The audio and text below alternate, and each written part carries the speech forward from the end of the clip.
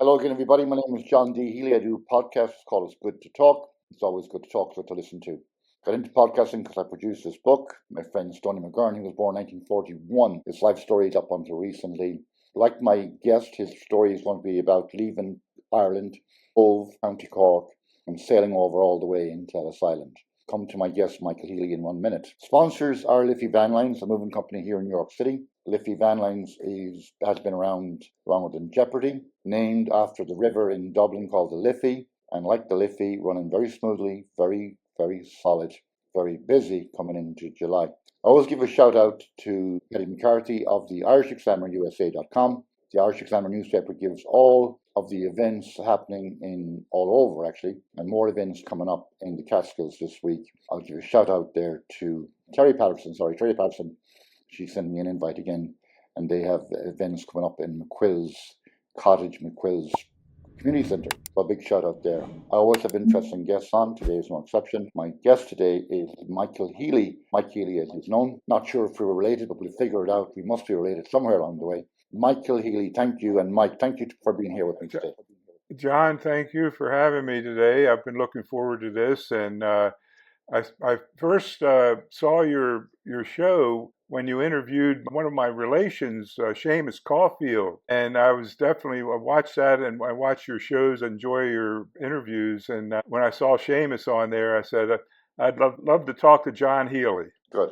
Well, Seamus Caulfield was, as you say, on my podcast. Professor Seamus Caulfield, very involved in the Cage Fields in County Mayo. As a matter of fact, he was the archaeologist that discovered the existence or prehistoric existence of life in Ballycastle near the wild Atlantic Ocean there. Yes. Seamus's mom and my dad were first cousins, so that's I have a lot of connections over there, and I've known them since 1970. So it's been a very special relationship. That's good. So I know a little bit. You told me that your grandparents arrived in New York, Ellis Island, 1 month after the Titanic sank. Titanic, as we all know, was built in Belfast. There were no Catholics working on the Titanic. Harland and Wolff, they only hired all Protestants. There was a lot of conspiracy about the name, the number on the side of the boat. When it reflected in the water, it said no Pope, anti-Catholic, anti-church, stuff like that. And a lot of that, I think, railed down into the Troubles in Northern Ireland. And I did have another guest on here, Brian Layden, and we did discuss a lot about the Troubles in Northern, especially Michael Collins and the Good Friday Agreement, but the agreement that was made in 1922. So your grandparents were very brave, I think, to make the trip a month after the Titanic. Titanic went down in April 15th, 1912. So your grandparents must have arrived in May 1912. Explain more of that to my listeners. Well, that's correct, John. And I've always been fascinated with that story because I can only imagine what Irish immigrants were thinking about to board ships in Cove, Queenstown in those days when they knew all the headlines in the papers and the radio broadcasts were telling people about that sinking, that tragedy. But I've talked to my relations about this and friends over there, and they've always told me that those immigrants were going to go no matter what because they wanted to start a new life in America. Right. Well, there's a lot of stories to it and that. And Dean, what I was down in your neck of the woods. You're from Baltimore, I believe. Yes. 2018. And I met people there that had a serious interest in the Titanic, and they were asking me, did I know any history of babies that were born on ships crossing the Titanic? I assume maybe there were. I know there were 3 dogs on the Titanic, and they survived. There was a lot of social strata in terms of very rich people and very poor people. The poor people, probably like our people, were known as third class. And the rich people, of course, and then there's a lot of stuff in the Titanic of JP Morgan owned it apparently, and then Lloyd's of London, they were the insurers among other insurers, and like a lot of insurers, they don't want to pay out when shit hits the fan, they didn't want to pay out. Anyways, tell us more about your grandparents getting into Ellis Island and how they started their life. So when you mentioned babies, I immediately thought of my Uncle Thomas. So my grandparents, Martin Healy from Glencowrie and Mary Sweeney Healy from Enabeg, Crossmalina, County Mayo, they crossed the Atlantic with a 2-month-old son, my Uncle Tom. Wow. So he appeared on the the 1912 passenger list of Good Ellis for him. Island. So again, those are strong people coming across. Very resilient. Yes, and so I've always admired them for their strength and all. Unfortunately, my granddad passed away in 1938 before I was born, but I knew my grandmother, Mary Sweeney Healy, who they owned a little grocery shop there in West Baltimore, right near the Baltimore and Ohio Railroad yards. So I always imagined my granddad, Martin Healy, was a very good businessman, setting up a grocery shop a block away from the railroad yards, where there were a lot of Irish working in those Good. days in 1912, the early 20th century. But they came over in 1912, set up a grocery shop, and I met my real live first Irish person when my father's first cousin, May Healy Greeley from Glencowery, visited him in the summer of 1966. And Okay. that was the very first Irish person I ever met in my life. And I immediately thought after that visit, I want to meet more of these people. So that started a journey to meet my relations, all the children of my father's first cousins. So I met some of my father's first cousins over there. Healy, who was an actor with the Abbey Theater, and then I met some others of my father's first cousins. My father's first cousin, Tom Healy. So I arrived in Dublin in August of 1970 for my very first footsteps on the soil on Ireland. And I was green. I was about 22, 23 years old. Immediately, Tom Healy and another relative swept me away on a pub crawl in Dublin the first hour I was in Dublin. Good And introduction. that was a good introduction. Tom Healy knew every pub in Dublin in those days. This was 1970, and I just soaked this all up. I And I feel, was I think there's a good possibility that you and I are related. When you mentioned Seamus Healy there, I think his son was Shea Healy. Shea Healy correct. wrote the Eurovision song that won in 1980, I think. It was sung by Johnny Logan. Johnny Logan was an electrician in Killala in a business called, or a company called Asahi. They were Japanese, and he must have been a good entertainer, a good singer. Shea Healy wrote the song "What's Another Year." The song, I don't know if you know the story or not, was written for his father, Seamus Healy. When that man's wife passed away, "What's Another Year" was like his reminiscing the loss of his wife. So "What's Another Year," and it won. It won the Eurovision, and it was amazing. I don't know if we had won Eurovision since Dana won from in the 1960s, 1968, with a song called "All Kinds of Everything."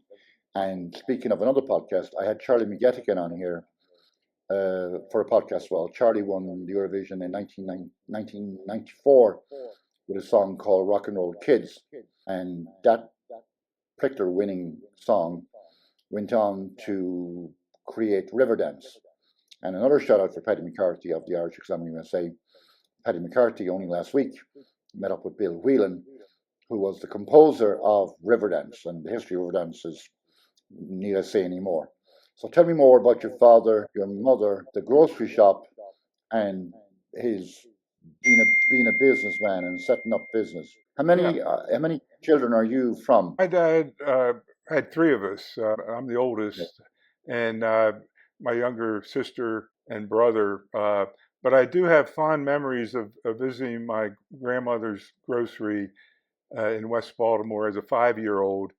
And of course, being spoiled with a lot of sweets. I do have very fond memories of that. The other part of, I want to go back to the 1911 census, the Irish census from 1911.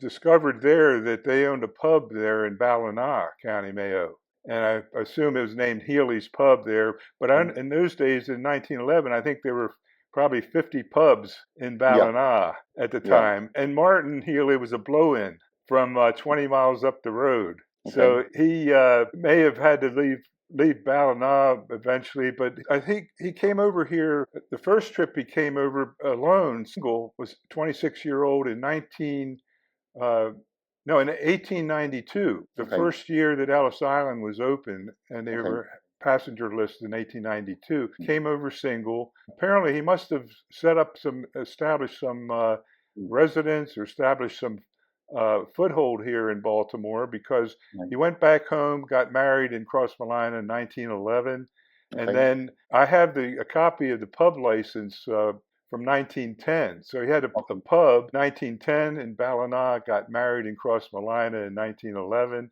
and Okay. then came over here in May of 1912. So he had a busy few years there in those He sure days. had. He was very clearly, he had an entrepreneurial spirit about him, and maybe more than that spirit, other spirits too, like a lot of the heat. I think we're Yeah, and like all in those days, I think my granddad was maybe 18 years older than my grandma.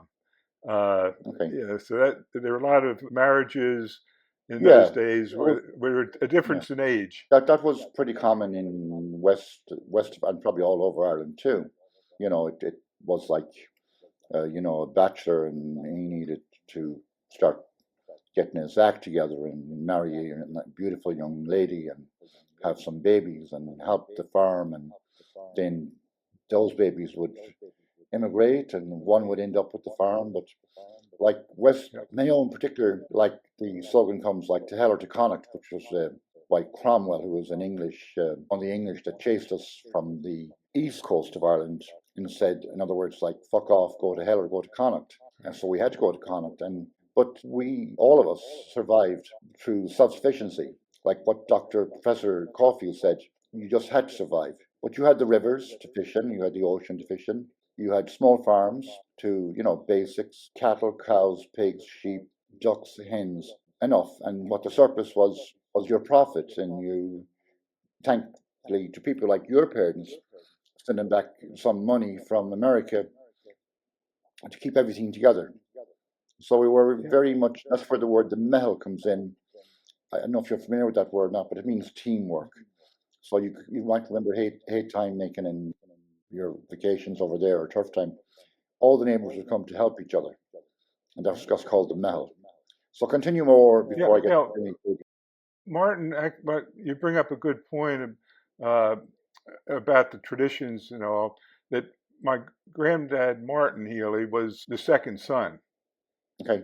So his older brother, the first son, John Healy, in Glencowrie, the farm, inherited the farm, which was the tradition. The oldest son inherits the farm.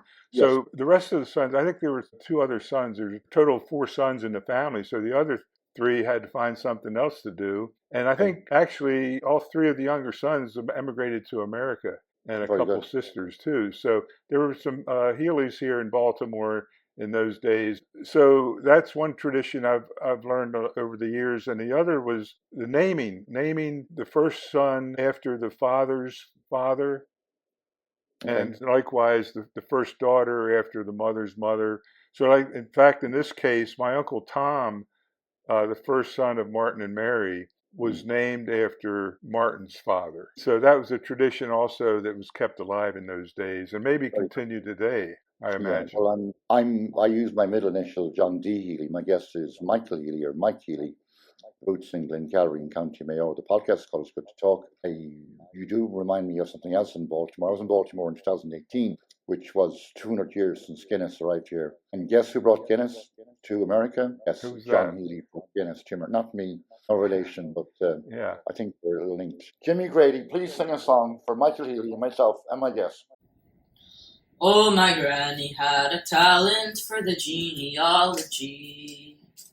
For before there were computers, she could trace your family tree. You'd call in for a visit, and before you drink your tea, to everyone you know you'd be related.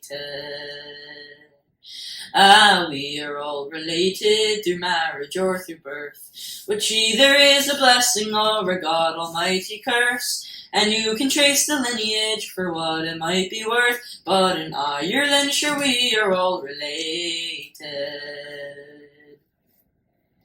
My name it is O'Reilly, I don't know. For my father he was Riley, but his father had a no.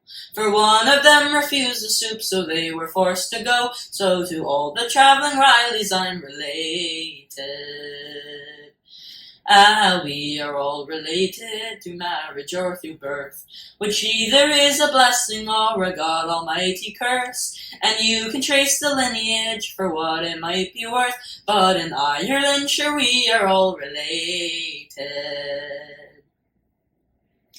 Hush your cousins on the radio, my granddad he would say. For we hope that you'll become a singing star like her someday. Now second, third, or twice removed doesn't matter anyway. To the famous Eleanor Shanley I'm related. Ah, we are all related through marriage or through birth, which either is a blessing or a God Almighty curse. And you can trace the lineage for what it might be worth, but in Ireland, sure, we are all related. Now your husband's second cousin is my second cousin too. But before ancestral thoughts arise, 'tis legal through and through. Now my brother's married to his sister's husband's sister, who, sure, like I'm trying to say, we're all related. Ah, we are all related through marriage or through birth, which either is a blessing or a God Almighty curse. And you can trace the lineage for what it might be worth, but in Ireland, sure, we are all related. And if you don't believe me, then try it out someday. Just pick a random stranger, a local or a stray. You'll find that you're related in some peculiar way. And don't forget me in your will, 'cause we're related. Ah, we are all related through marriage or through birth, which either is a blessing or a God Almighty curse. And you can trace the lineage for what it might be worth, but in Ireland, sure, we are all related. Jimmy, thank you very much. Good singer, great future in front of him. So, Mike Healy, or Michael Healy, as I call you, like from what did you end up getting involved in yourself, coming from the Healy entrepreneurship of your predecessors? Where are you now in the world of America? Well, I started out going to school in Baltimore, went up to New York to the military academy for 4 years, graduated from there in 1969, went into the Army for 6 years, and then went into the civilian workforce. Went to grad school at Trinity College. So wow. That was in Dublin for 2 years. I've really, in all my experiences over there, I've kept the friendships and relationships Very going good. over the years. So there's a contingent, a cohort of Trinity guys I knew from back then, and we Well, kept I'm in very touch happy and all. to meet you, and I guess we'll figure out if we're related maybe somewhere along the way. Yeah, Because like your other cousin is Mike Healy, I think, another Mike Healy, well, married to yeah. Anne Doherty. Yes, yeah.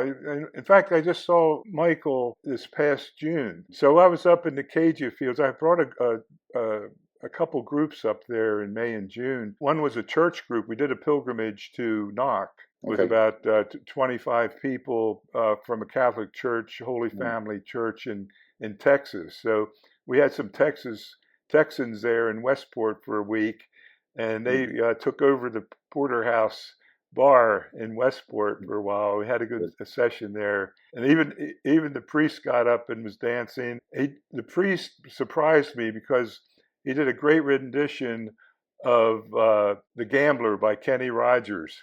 Wow. We had a night at the hotel with Annette Griffin. Annette Griffin is a beautiful singer. She performs there at Ashford Castle, and she came by with her partner John. He did a show for us and asked for anyone who wanted to get up in the audience and do a song. And the priest got up and did Kenny Rogers' "The Gambler." So that was fun. So I guess I'm getting off subject here now. No, you're not. No. I'm good friends with Matt Malloy of the Chieftains, and he has a pub in Westport as well. And any of the bars in Westport are good fun. Indeed, Mayo. It's a great town. We love going there. But anyway, I was at the Cajun Fields twice this past summer, and in May and June. And what I would love is the special relationship I have with the Healy families over there. They treat relations a lot closer, I found, than we do here. Americans treat relations, because since 1970, I've always felt they've treated me very like a first cousin rather than a second cousin. Oh, you're And welcome. so they came from Ballycastle and from Belderrick to visit me there at the Caja Fields.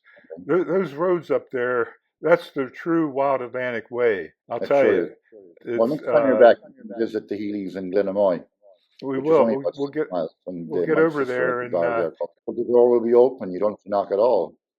It's a typical Healy tradition. You just come in and make yourself at home. Make yourself a cup of tea, or well the booze in the cupboard beside the refrigerator. oh yeah.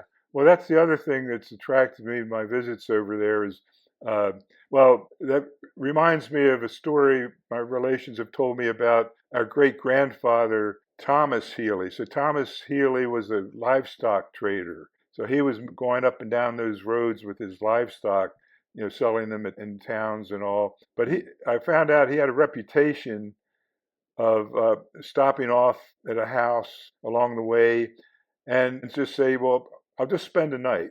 I'll just Yeah, stop over for a night. And then a week later, he was still there. yeah. So he had that reputation. Well, a And lot of the Healys are like that, yeah. But the teamwork and the welcoming, you're right about that, yeah. It's strange, like even in my family, I'm the youngest of 10. We might have our squabbles now and then, but when push comes to shove, we're all together. We unite, yes, I don't true. think it's the same thing, but Yeah. Healys are good Well, at that too. I'm full of stories, John. Let me ramble here a bit. Go ahead. But the first visit to Glen Cowrie in August of 1970, there are a couple stories. Number Okay. one, my relation took me up on the hill to a moonshiner. Okay. So again, I'm 22, 23 years old, completely green. My first visit there, and already we're up on the hill in this farm, and we go in the sitting room, and there were a lot of contrasts there in the sitting room. Number one, the wife, was baking over the open fire, Okay. and that was interesting to see. But there was a color TV on the other side of the room, so he had baking in the open fire and a color TV on the other side of the room, or at least a black and white TV, I guess. But then he took out the poitin, and served it. It was my first taste of poitin, and it was pretty good. It was good on a cold night. It warmed me up pretty Definitely. well. But then he proceeded to show me his equipment. So he had his equipment hidden under the floorboards of the sitting room. He had a rug, so he lifted up the rug and then lifted up this trap door, and there was his equipment under the floorboards. And this was, The illegal poaching, the still. yeah, you can't make this up. I mean, it was really, Yeah, well, Glencalry was known for making high quality poaching, actually. And that stuff I was good. was a bit of a smuggler myself back in the day, Aha. because I grew up in a bar as well. And one thing that not too many people will know, and you won't know this, I'm sure, but when I would go in there to buy poaching, I was buying it wholesale because I would have customers for it. And one thing they needed, like your relations and other relations there, they needed empty bottles, like glass bottles from the bar, like Smirnoff vodka, whiskey. As long as it was a glass bottle with any kind of a cork in it, that was their part of the trade. Yep. Poaching they had by the gallons, but they had to bottle it, and there was a shortage of glass bottles because you're doing something illegal and you need someone to help you that's able to help. So I was a smuggler in the day. Mike, tell us what you do now. You're retired, I assume, yeah? Yes. Well, I finished my IT career. I was in IT project management and new business development for many, many years after the Army, after I came back from Dublin. And so I did 30 or more years of that. But then uh, 13 years ago, I came upon an opportunity to start a travel tourism business. So my What? wife, for the past 13 years, my wife Victoria and I have been operating a tour business for Americans to come over to Ireland. We've expanded to Scotland also, but we've Good. been bringing groups of 20 to 30 people at a time over to Very nice. Ireland for a week. And that's been going strong. It's great to be a small business owner and being your own boss. I'm no longer working for the man. Good. And tell me, people that want to go on a tour, how do they you have a website or something, or how do they contact you? Yeah, we have a website. It's Celtic or Celtic R&R. So Celtic, the letter R, the letter N, the letter R.com, CelticRNR.com. Okay. It shows all the different packages we have. Very These nice. are basically events. Like, for example, we did that pilgrimage to Knock there this year. We did our first mystery tour. So we did a 9-night, 10-day mystery tour to Ireland in May and June. And only the coach driver and I know where we go each day. We don't tell our customers where we go. And it went very well. We were up in Westport, so I can reveal this now because we can't repeat this mystery tour again, the same one. We were up in Westport for 3 nights doing Mayo, Galway City for 3 nights doing Connemara and around there, and then finished up down in Limerick and did the Burren, the Clare, and Limerick. Yeah. So we discovered some new places and all. But next time you go to the Burn, you should look up Oliver O'Connell. He was on my podcast too. Okay. The name of his podcast was Life is a Journey, Not a Destination. So it's an interesting one. He gives a tour of the Burn, and then he invites you back to his cottage for a music session. And you bring your own booze, you know. Yeah. Well, we got out to Achill Island up in Mayo. That's a great destination. It's still, what we love about North Mayo, I still believe it's undiscovered. Yes. So, and it's unspoiled, undiscovered, uncrowded. Yes. But we don't want a lot of people coming up there. We like it the way it is. And that's true.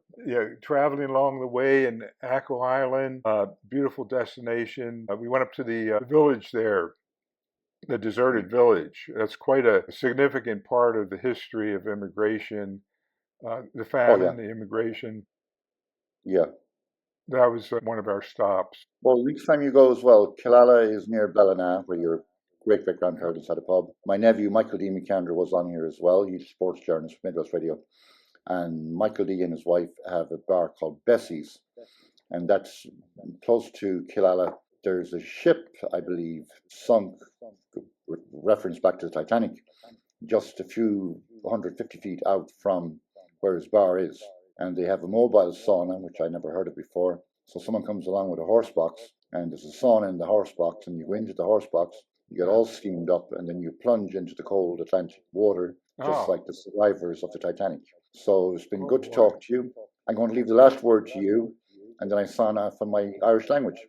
Oh, okay, John. Well, thanks again for having me here. It was a pleasure meeting a potential distant relative. I'm pretty sure we are related, without a doubt. Yeah, you and I know we have a lot of people names in common, and we know people, and that's wonderful. Yeah. So I certainly. Next time I meet you, we'll have a pint of Guinness, okay? I'm looking forward to that, John. And Slán Gramagat. That's right. Gramagat. Okay. My guest was Michael Healy on my podcast, Good to Talk. Michael, I think, is definitely a relation of mine. So I'm going to say Slán Fós. See you, Michael. Okay. Good to talk.